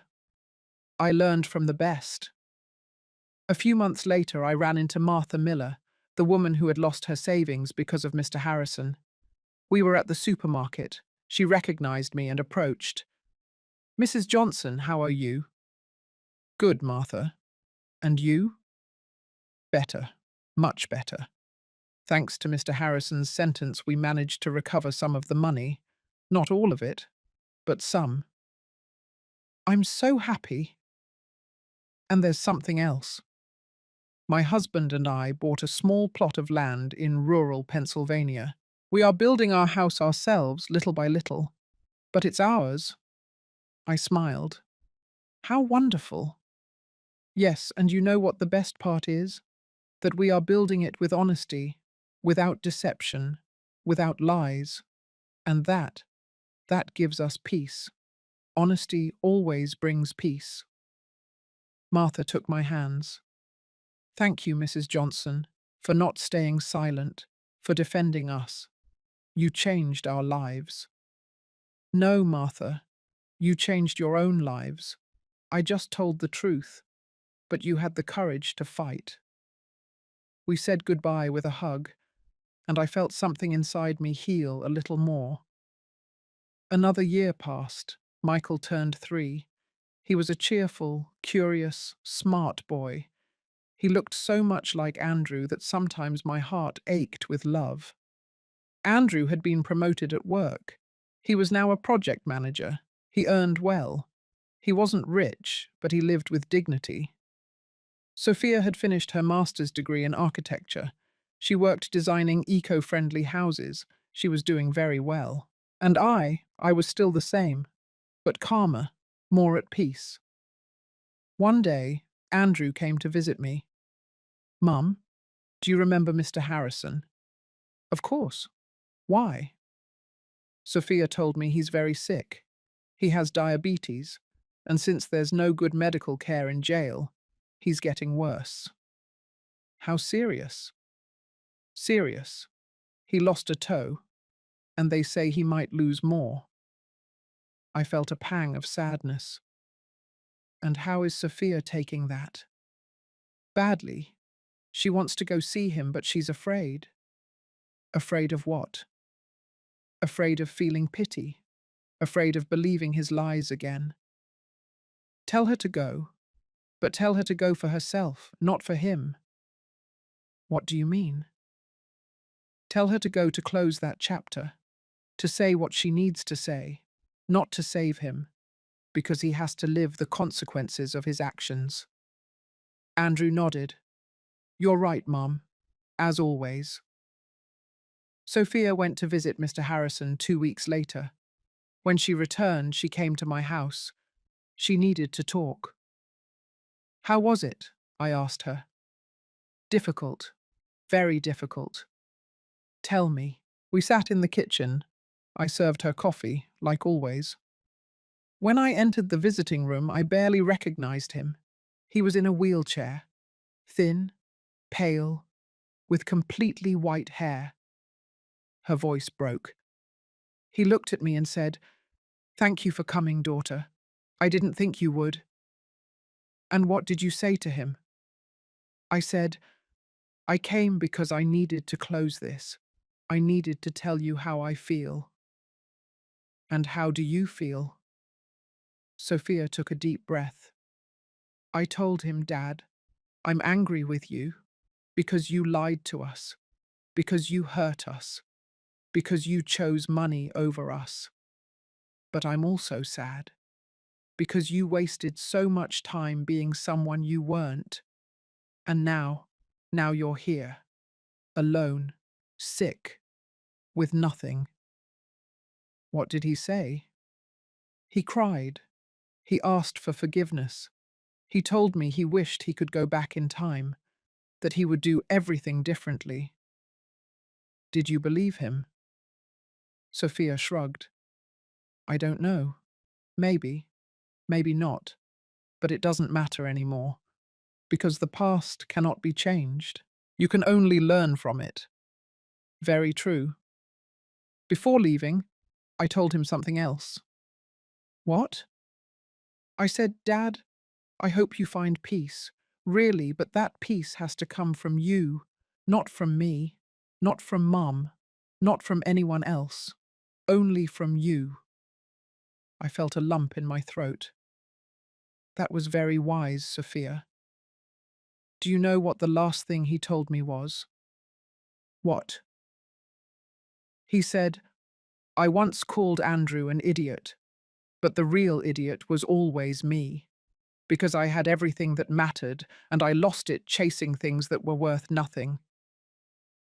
We remained silent, because those words said everything. Mr. Harrison died 6 months later. It was in the jail infirmary, alone, without family, without friends, just a guard who found him in the morning. Sophia received the news. She cried, not because she missed him, but because she cried for the father she could have had, and who she never had. They held a small funeral, just Sophia, Mrs. Lois, and Sophia's sisters. Andrew didn't go. He asked me if he should go. It's your decision, son. But remember, respect is not for the dead. It is for the living. If you go, go for Sophia, not for him. Andrew decided not to go, and Sophia understood. After the funeral, Sophia called me. Mrs. Johnson, do you know what the saddest thing is? What? That at the funeral it was only us. All those people he called friends, all those business people and politicians. None of them came. They were never friends. They were only contacts. And contacts disappear when there is no longer power. You're right. My dad died alone, without money, without family, without anything. Everything he built, life took away. That's karma, dear. It's not revenge.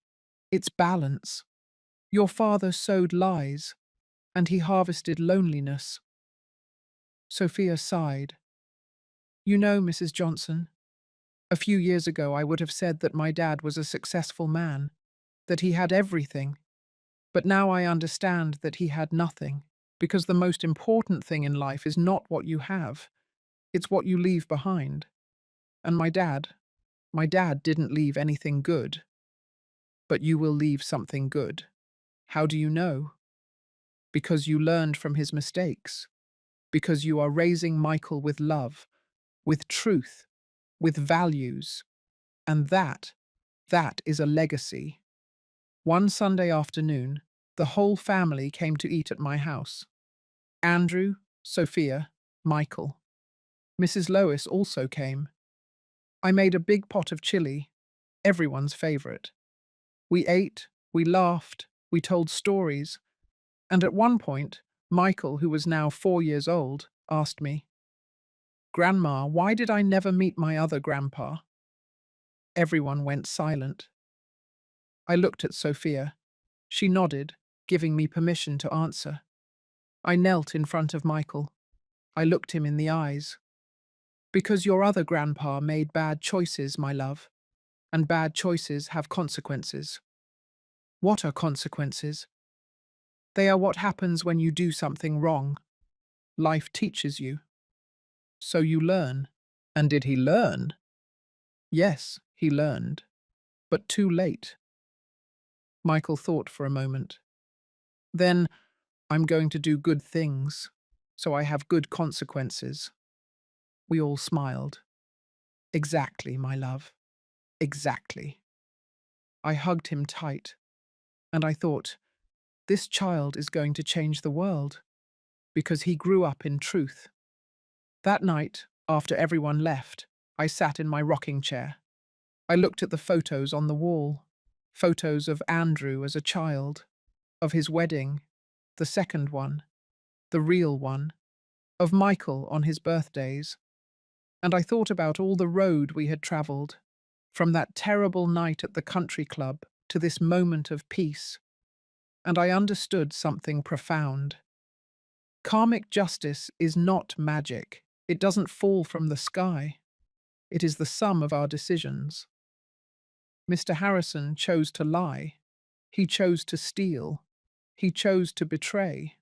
And life gave him back loneliness, sickness, death in a cell. I chose to tell the truth. I chose to defend my son. I chose dignity over appearance. And life gave me back peace, family, true love. That is justice. It is not revenge. It is balance. A few months later, Sophia invited me to a conference. A conference? About what? "It's about women entrepreneurs. I want you to come with me." "Why?" "Because you are my inspiration." We went. It was at a downtown hotel. There were about 200 women there. Sophia went up to the stage. She was going to give a talk about her work as an architect. But when she took the microphone, she said something I didn't expect. "Before I talk about architecture, I want to talk to you about my mother-in-law, Mary Johnson." She pointed to me. Everyone turned to look at me. I blushed. 3 years ago, my life fell apart. I discovered that my father had lived a lie his whole life, and I didn't know what to do. But Mary taught me something. She taught me that the truth, even if it hurts, always makes us stronger. That defending what is right is not easy, but it is always worth it. She stood up at my wedding and told the truth when everyone expected silence. And although at the time I didn't understand it, now I know that she saved me. She saved me from living a lie. She saved me from repeating my father's mistakes. And she taught me that a brave woman is not the one who has power. It is the one who tells the truth, even if it costs her everything. The women applauded. Sophia came down from the stage. She hugged me. "Thank you, Mrs. Johnson, for being my example." I cried because I understood that what I had done had not only changed my life, it had changed the lives of many women. And now, 3 years after that night, I can say with certainty that life does do justice. Not always quickly, not always as we expect, but always. Mr. Harrison had power, he had money, he had admiration, but he died alone, without love, without peace, without a legacy. I never had power. I never had money. I never had admiration. But I have something much more valuable. I have my son. I have my daughter-in-law. I have my grandson. I have inner peace. And I have the certainty that I did the right thing. That, that is true justice. 5 years have passed since that night. 5 years since I took that microphone and changed the course of our lives. Today I am 60 years old. Andrew is 33. Michael is 5. And Sophia is pregnant again. This time it will be a girl. They are going to name her Mary. When they told me, I cried for hours. Why Mary? I asked them. Sophia took my hands. Because we want our daughter to grow up knowing that there was a woman in this family who had the courage to tell the truth, who stood up when everyone expected silence, who defended what was right, even if it cost her everything. We want her to be like you, Mrs. Johnson, strong, brave, honest. I didn't know what to say. I just hugged my son and my daughter-in-law and cried with happiness, because I understood that my story would not end with me. It would live in that girl and in her children and in her grandchildren. The legacy of truth. This morning I woke up early. I made coffee, like every morning. I sat in my rocking chair by the window. I watched the sunrise. The city was waking up slowly. The birds were singing. The sun painted the sky orange and pink. And I thought about everything I had lived through. I thought about my youth, about the difficult years after the divorce, about the nights when I didn't know how I was going to feed my children. I thought about Andrew as a child, about how he asked me why his dad didn't live with us, and how I explained to him, with simple words, that sometimes love is not enough to keep a family together. I thought about all those years working, cleaning houses, selling pies, doing whatever was necessary so that my children had what they needed. And I thought about that night, at the country club, Mr. Harrison in front of the microphone. That boy is an idiot, but my daughter insisted on marrying him.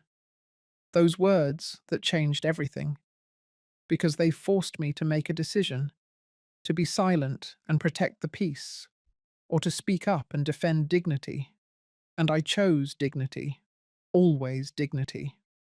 I got up from the rocking chair. I went to my room. I opened the drawer of my dresser.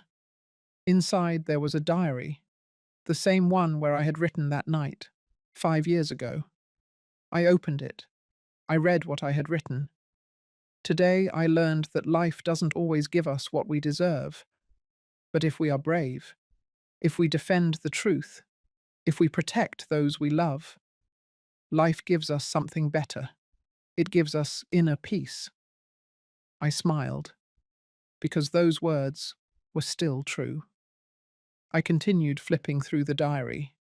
There were more pages, more thoughts, more lessons. And I decided to write something new, something that summarized everything I had lived. I took a pen and wrote, "To the woman who reads this someday, maybe you'll be my granddaughter Mary. Maybe you'll be another woman who is going through something difficult. I don't know. But if you are reading this, I want you to know something. Life is going to put you in situations where you will have to choose between truth and comfort, between defending what is right and maintaining peace, between being brave and being silent. And in those moments you will be afraid. Afraid of losing the people you love, afraid of being alone, afraid of the consequences. But let me tell you something I learned after 60 years of life. Silence does not protect anyone. It only protects lies. And lies, sooner or later, always explode. They always hurt. They always destroy. So if you have to choose, choose the truth. Even if it hurts. Even if it costs you. Even if they push you away. Because truth is the only foundation on which something real can be built. A true love. A true family. A true life. I made that decision 5 years ago. and I lost many things in the process. I lost the illusion of a perfect wedding. I lost my son's trust. For a while. I lost the approval of many people, but I gained something more valuable. I gained my dignity. I gained my inner peace. And I gained the respect of the people who truly matter. Today, my son loves me. My daughter-in-law respects me. My grandson admires me. And that is worth more than any external approval. So don't be afraid to tell the truth. Don't be afraid to defend what is right. Don't be afraid to be brave, because brave women are the ones who change the world. One truth at a time. With love, Mary Johnson. I closed the diary. I put it in the drawer, and I took a deep breath. Because I felt that I had closed a cycle. I had told my story. I had left my legacy. I had said what I needed to say. And now I could move on, with peace. That afternoon, Andrew and Sophia came to visit me with Michael. The boy ran towards me as soon as he entered. "Grandma, Grandma!" I picked him up. I hugged him. He smelled like baby soap and cookies. "How's my prince?" "Good. Today at school I learned about heroes." "Oh, really? And who are the heroes?" "The teacher said that heroes are people who do difficult things to help others."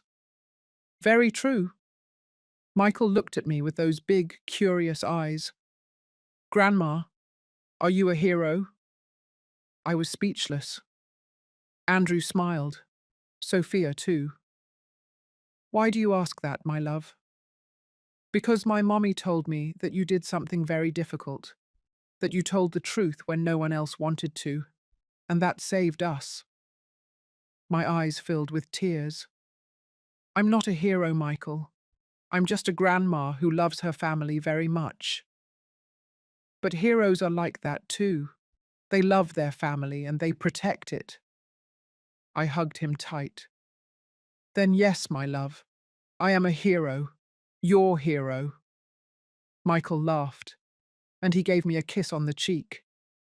And in that moment I felt that everything had been worth it. Every tear, every fear, every sleepless night. Everything. Because I had protected my family, and that was the only thing that mattered. After eating, Sophia asked to speak to me alone. We went out to the garden. There were bougainvilleas blooming. The air smelled of wet earth and flowers. "Mrs. Johnson, there is something I want to tell you." "Tell me, dear." "I went to visit my dad's grave." "How was it?" "Good. I took flowers. I sat there for a while. And I talked to him." "What did you tell him?" Sophia took a deep breath. "I told him I forgave him." I remained silent, waiting. I said, "Dad, for a long time I hated you. I blamed you. I wished you had never existed. But today I understand something. You were human too. You also carried wounds. You were also afraid. And you made bad choices. Choices that hurt a lot of people. But holding a grudge against you only hurts me. So today I forgive you. Not because you deserve it, but because I deserve peace." Her voice broke. "And you know what, Mrs. Johnson?" When I said those words, I felt as if something heavy was lifted from my chest, as if I could finally breathe. I hugged her. Forgiveness is not for the other person. It is for us, to set ourselves free. I know. And thanks to you, I learned that. Because you taught me that defending the truth does not mean living with a grudge. It means living with dignity. Exactly, dear. Exactly. We stayed there, hugging, under the bougainvilleas. Two women, two generations, two intertwined stories. And I understood that my legacy was not just the truth. It was also forgiveness. Justice without revenge. Balance without hatred. That night, After everyone left, I sat in the living room with a cup of tea. I turned on the television. There was a program about women who had changed their communities. One of the interviewees was Martha Miller, the woman who had lost her savings because of Mr. Harrison. I recognized her immediately. The interviewer asked her, "How did you manage to get ahead after losing everything?" Martha smiled. "There was a woman who inspired me. Her name is Mary Johnson. She had the courage to tell the truth when everyone expected silence. And that taught me that it's never too late to defend what is right." "And what did you do?" "I confronted my situation. I sued. I fought. And I recovered some of my money. With that, I bought a small piece of land. My husband and I built our house with our own hands. And now we live in peace, because it is a house built on truth, not on lies." The interviewer nodded. "What would you say to other women who are going through something difficult?" Martha looked directly at the camera. "I would tell them not to be afraid to tell the truth, not to be afraid to defend what is right, because silence does not protect us. It only protects lies. And we deserve to live in truth." I turned off the television, and I cried. But this time they were not tears of sadness. They were tears of joy. Because I understood that what I had done had inspired other women, other mothers, other grandmothers, other daughters, to raise their voices, to defend the truth, to live with dignity. And that was a legacy. Today, as I write this, I am 60 years old, but I feel younger than ever, because I finally understand the meaning of my life. I did not come to this world to be rich. I did not come to be famous. I did not come to be perfect. I came to be brave, to tell the truth when everyone was silent, to defend those I loved when no one else would, to teach my family that dignity is worth more than any approval. And I think I succeeded, because when I look at my son, I see an honest man, hard-working, a man of integrity. When I look at my daughter-in-law, I see a strong woman, wise, compassionate. And when I look at my grandson, I see hope, I see future, I see light. That is what I leave behind. Not money, not property, not fame. I leave values, I leave truth, I leave love. And that is more valuable than any fortune. Last week, Michael asked me something. "Grandma, when you're really, really old, are you going to die?" "Yes, my love, someday." "And then I won't see you anymore?" "Not with your eyes, but with your heart." "How?" I knelt in front of him. I looked him in the eyes. "Every time you tell the truth, I will be there." "Really?" "Yes. Every time you defend someone you love, I will be there. Every time you are brave, I will be there." "And how will I know you are there?" "Because you will feel a warmth in your chest, a peace, and you will know that I am with you." Michael smiled. "Then you'll never leave." "Never, my love. Never." I hugged him, and I knew it was true, because legacies don't die, they just transform. Tonight, as I look at the stars from my window, I think about everything I have lived, and I wonder, what would I tell the women who read my story? I would tell them this: don't be afraid to be brave. Don't be afraid to tell the truth. Don't be afraid to defend what is right, even if everyone tells you you're crazy. Because the world needs more brave women.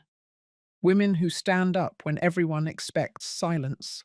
Women who say, "Enough," when everyone says, "Endure it." Women who choose dignity over comfort. Because those women change the world. One truth at a time, one family at a time, one generation at a time.